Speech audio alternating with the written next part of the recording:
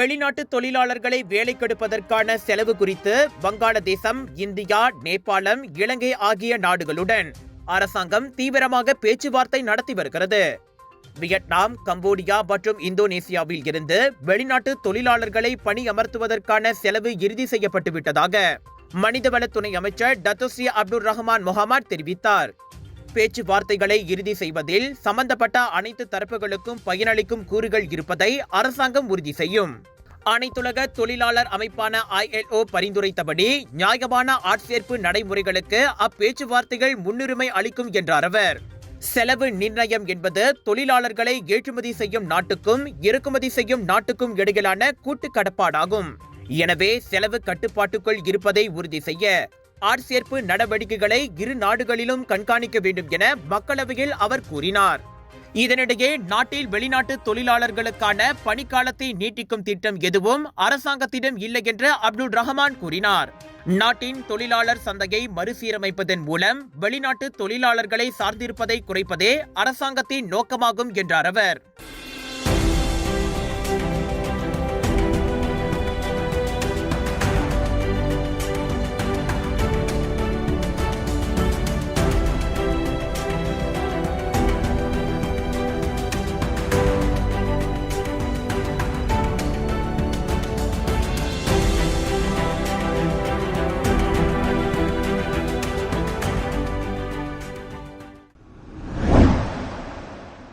முகநூலில் பங்கு முதலீடு மோசடி கும்பலின் நடவடிக்கையினால் தனியார் நிறுவனத்தை சேர்ந்த குமாஸ்தா ஒருவர் 1 மில்லியன் ரிங்கெட்டை இழந்தார். 65 வயதுடைய பாதிக்கப்பட்ட பெண் குமாஸ்தாவிடம் இருந்து போலீஸ் புகார் பெற்றுள்ளதை ஸ்லாங்கோர் போலீஸ் தலைவர் டத்தோ உசேன் ஒமர் கான் உறுதிப்படுத்தினார். கடந்த ஆண்டு டிசம்பர் மாதம் முகநூலில் பேட் என்ற பெயரை கொண்ட முகநூல் பங்கு முதலீட்டு குழுமத்தில் தாம் இணைந்ததோடு வேண்டிலீம் என்ற பெயரை கொண்ட தனிப்பட்ட நபர் ஒருவர் வாட்ஸ்அப் புலனத்தில் தனது பெயரை இணைத்ததாக பாதிக்கப்பட்டவர் தனது புகாரில் தெரிவித்துள்ளார். முதலீடு செய்த பணத்திற்கு 40 விழுக்காடு வருமானம் கிடைக்கும் என தனக்கு வாக்குறுதி அளிக்கப்பட்டதால் 3 வெவ்வேறு வங்கி கணக்குகளில் 1 மில்லியன் ரிங்கெட் பட்டுவாடா செய்யும்படி அப்பெண் கேட்டுக் கொள்ளப்பட்டார். பிப்ரவரி மாதத்தில் முதலீட்டுக்கான ஆதாயத்தை மீட்டுக் கொள்வதற்கு முயன்றபோது அதற்கு முன்னதாக மேலும் கூடுதலாக 3,09,208 ரிங்கெட்டை முதலீடு செய்ய வேண்டும் என அவர் வலியுறுத்தப்பட்டார். வாக்குறுதி அளிக்கப்பட்டது போல் லாபம் கிடைக்கவில்லை என்பதை உணர்ந்த பின்னர் தான் ஏமாற்றப்பட்டதை உணர்ந்து அந்த பெண் போலீசில் புகார் செய்துள்ளார் என உசேன் தெரிவித்தார். GM Indians பெருமையுடன் வழங்கும் Selangor global Bollywood bazaar and viral food festival 26 பிப்ரவரியிலிருந்து 2 மார்ச் வரை AEON mall Bukit Raja Klang ஸ்லாங்கோரில். வைரல் ஃபுட் ஃபெஸ்டிவலில் 100க்கும் அதிகமான உணவுகள், பிரியாணி, பானிபூரி, பஞ்சாபி ஸ்வீட், குனாஃபா, goli soda, cheese nachos, wholesale விலையில் காலிவுட் பாலிவுட் சாரிகள், kids wear, home accessories, Punjabi suits, kurta, kurtis, lehenga என 80% வரை டிஸ்கவுண்டட் விலையில். AEON mall Bukit Raja Klang ஸ்லாங்கோரில். Big sale, big discount.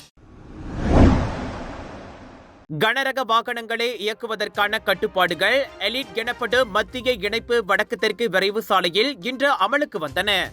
சாலை போக்குவரத்து துறையுடன் இணைந்து அமல்படுத்தப்பட்ட இந்த கட்டுப்பாடு முதல் நாளிலேயே போக்குவரத்தை 30 விழுக்காடு மேம்படுத்தியுள்ளது. கட்டுப்பாட்டுக்கு முன்பு எலிட் நெடுஞ்சாலையில் மணிக்கு 10 முதல் 20 கிலோமீட்டர் வேகத்தில் வாகனங்கள் பயணித்தன. இப்போது அவை 40 முதல் 50 கிலோமீட்டர் வரை செல்ல முடியும் என புக்கிட் அமான் போக்குவரத்து அமலாக்க மற்றும் புலனாய்வுத்துறையின் மத்திய பி மண்டலத்திற்கான நெடுஞ்சாலை அதிகாரி அமீர் சேயா கூறினார். பெரும்பாலான கனரக வாகன ஓட்டிகள் புதிய விதிமுறைக்கு ஏற்ப தங்கள் அட்டவணையை சரி செய்ய தொடங்கியுள்ளனர். பயணங்களை தொடங்குவதற்கு முன்பு நிர்ணயிக்கப்பட்ட ஓய்வு இடங்களில் அவர்கள் நிறுத்துவதையும் காண முடிந்ததாக சேயா கூறினார். காலை 6:30 முதல் 9:30 மணி வரை, பின்னர் மாலை 4:30 முதல் 7:30 மணி வரையிலான உச்ச நேரங்களில் எலிட் மற்றும் கில்லான் பள்ளத்தாக்கு புதிய விரைவு சாலையில் செல்லும் கனரக வாகனங்களுக்கு இந்த கட்டுப்பாடு பொருந்தும். இந்த கட்டுப்பாடு சாலை பயனர்களை சிரமப்படுத்துவதற்காக அல்ல, மாறாக அனைத்து நெடுஞ்சாலை பயனர்களின் வசதியை மேம்படுத்துவதற்காகவே என்றார் அவர். ஸ்லாங்கோர் டிங்கில் ஆரைனார் பகுதியில் பிளஸ் நிறுவனம் ஏற்பாடு செய்த ஊடகங்களுடனான கண்காணிப்பின் போது அவர் அவ்வாறு கூறினார்.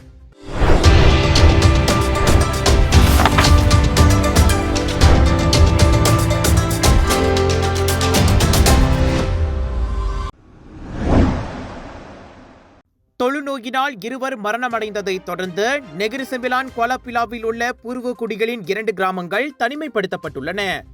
பெரிய அளவில் அந்த நோய் பரவவில்லை என்பதால் இது குறித்து கவலைப்பட வேண்டியதில்லை என பொதுமக்களுக்கு சுகாதார அமைச்சர் டாக்டர் ஜுல்கிஃப்லி அஹ்மத் ஆலோசனை தெரிவித்திருக்கிறார். இந்த விவகாரம் தொடர்பில் நாங்கள் தொடர்ந்து விசாரணை நடத்தி வருவோம் என்பதோடு தொழுநோய் பரவலை தடுப்பதற்கு நடவடிக்கை எடுக்கப்படும் என அவர் கூறினார். கவலைப்படும் அளவுக்கு தொழுநோய் பரவல் இல்லை. எதிர்காலத்தில் இந்நோய் பரவலை தவிர்க்க முடியும். 2 கிராமங்களில் மிகவும் குறைவானவர்கள் மட்டுமே இந்நோய்க்கு உள்ளானதாக மாவட்ட சுகாதார அலுவலகம் உறுதிப்படுத்தியுள்ளது. மேலும் சுகாதார அமைச்சு பெரிய முழுவீச்சில் பரிசோதனை நடவடிக்கையை மேற்கொண்டு வருவதாகவும் டாக்டர் ஜுல்கிஃப்லி தெரிவித்தார்.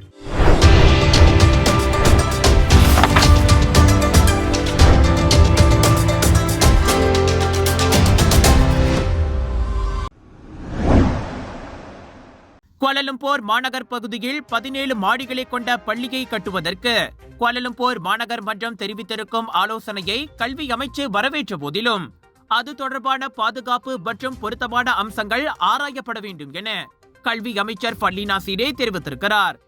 கூட்டரசு பிரதேச கல்வித்துறையின் கீழ் உயரமான பள்ளி செயல்படுத்தப்பட்டுள்ளன. கோலாலம்பூரில் உள்ள 10 மாடிகளை கொண்ட ஸ்ரீ செந்தோசா தேசிய இடைநிலை பள்ளி மிக உயரமாக கட்டப்பட்டதாகும். 17 மாடிகள் கொண்ட பள்ளி விவகாரத்தை பொறுத்தவரை எத்தனை மாடிகள் குழந்தைகளுக்கு ஏற்றது மற்றும் பாதுகாப்பானது என்பதை அவ்வப்போது பார்ப்போம் என்று கல்வி அமைச்சின் 2025ஆம் ஆண்டு மடானி தலைமுறை நிகழ்ச்சியை தொடக்கி வைத்த பின் ஃபர்லீனா செய்தியாளர்களிடம் இத்தகவலை வெளியிட்டார். இந்த நிகழ்வில் கல்வி அமைச்சின் தலைமை இயக்குனர் அஸ்மான் அட்னானும் கலந்து கொண்டார்.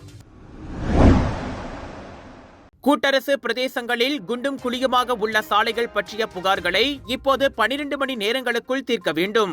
முன்பு இது 24 மணி நேரமாக இருந்ததாக கூட்டரசு பிரதேச அமைச்சர் டாக்டர் ஜலிஹா முஸ்தபா கூறினார். இந்நடவடிக்கையானது 3 கூட்டரசு பிரதேசங்களிலும் குறிப்பாக கோலாலம்பூர் சாலைகளில் குழிகள் அறவே இருக்கக்கூடாது என்ற கொள்கைக்கு ஏற்ப அமைகிறது. சாலை பயனர்களின் பாதுகாப்புக்கு இது மிகவும் முக்கியமானது. குறிப்பாக இவ்வாண்டு மலேசியா ஆசியானின் தலைமைத்துவத்தை ஏற்பதாலும் அடுத்த ஆண்டு மலேசியாவுக்கு வருகை தரும் ஆண்டுக்கு நாடு தயாராகி வருவதாலும் இது முக்கியத்துவம் பெறுவதாக அமைச்சர் தெரிவித்தார்.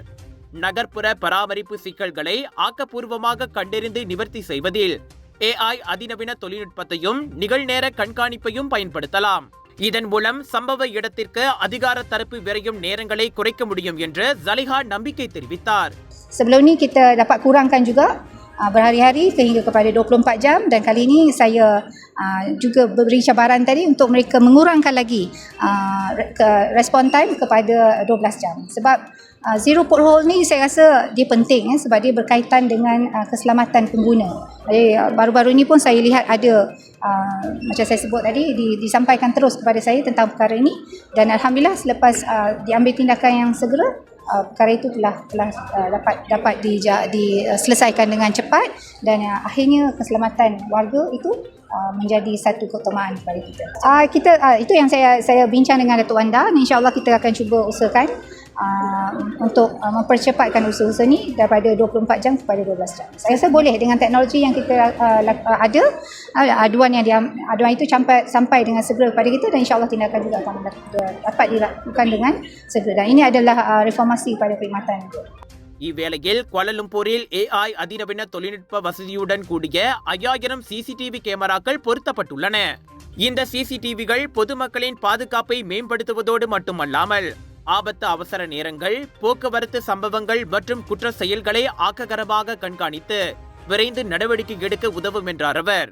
குழிகள் தொடர்பான புகார்களை மாநகரவாசிகள் adu@KL அல்லது KL ஸ்ட்ரைக் ஃபோர்ஸ் நிறுவனங்களால் நிர்வகிக்கப்படும் எந்தவொரு புகார் பிரிவுகள் மூலமாகவும் சமர்ப்பிக்கலாம். புத்ராஜய கழக வளாகத்தில் உள்ள ஆடிட்டோரியம் தூன் அசிதான் அபிடின் அரங்கில் சே சிட்டி திட்டம் மற்றும் சின்ன அறிமுக நிகழ்வின் போது டாக்டர் ஜலிஹா அவ்வாறு பேசினார். நீடித்த மேம்பாடு, தொழில்நுட்ப புத்தாக்கம் மற்றும் மக்களின் நல்வாழ்வுக்கு முக்கியத்துவம் தரும் கூட்டரசு பிரதேசத்தை உருவாக்குவதே இந்த சேஸ் சிட்டி தூரநோக்கு பார்வையாகும். சேஸ் என்ற சொல்லில் C கிளீன் சிட்டியையும், H ஹெல்த் சிட்டியையும், A அட்வான்ஸ் சிட்டியையும், S சேஃப் சிட்டியையும், E எக்கோ ஃப்ரெண்ட்லி சிட்டியையும் குறிக்கின்றன.